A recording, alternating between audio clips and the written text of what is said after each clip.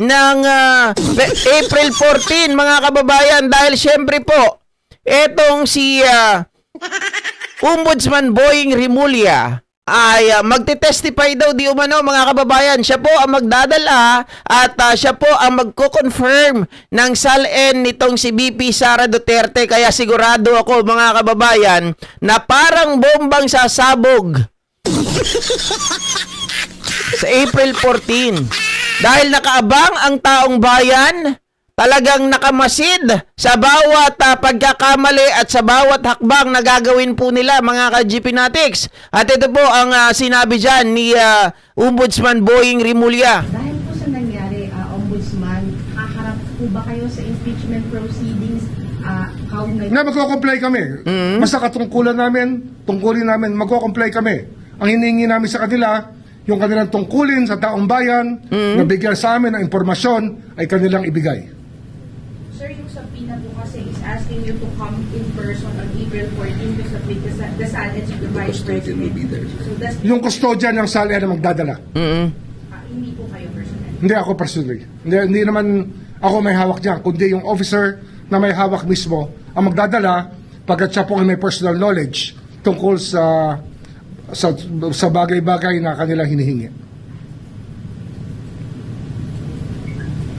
Sir, may naisip ba kayong reason kung bakit ayaw i-provide ng ibang lawmakers? Pero mga ka-GP Natics, no, iba yung sinasabi dito ni Ombudsman Boying Rimulya, yung magdadala ng kopya ng SALN ni VP Sara Duterte. Pero sa ibang mga hindi ko alam kung ako lang yung nagkamali, mga kababayan, ng pagkaintindi. Kasi base sa mga nakita ko, si Boying Rimulya talaga yung sasagot. So ibig sabihin, iba yung magdadala, pero mga kababayan, itong kung naalala nyo po, merong isang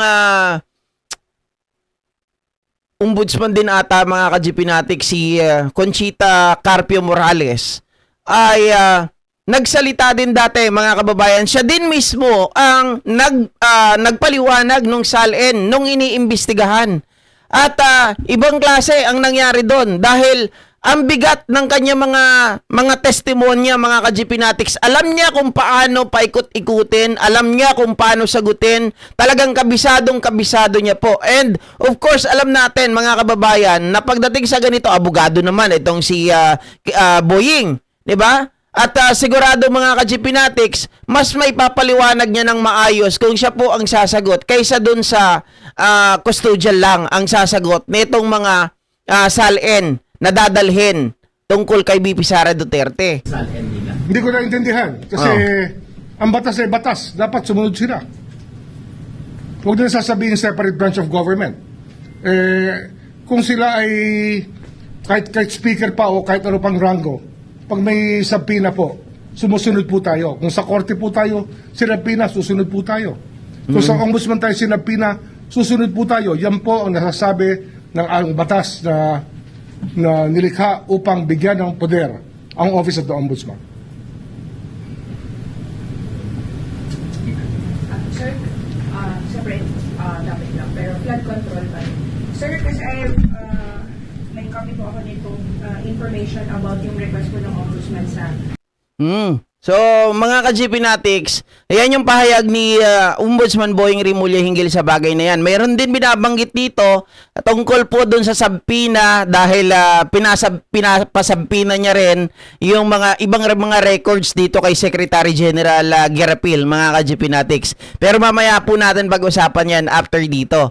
Ngayon, dahil nga po dyan, alam natin na kapag ang isang ombudsman ang nagbigay ng pahayag at nagpaliwanag, siya po ang magte-testify sa harapan po ng impeachment laban kay VP Sara Duterte.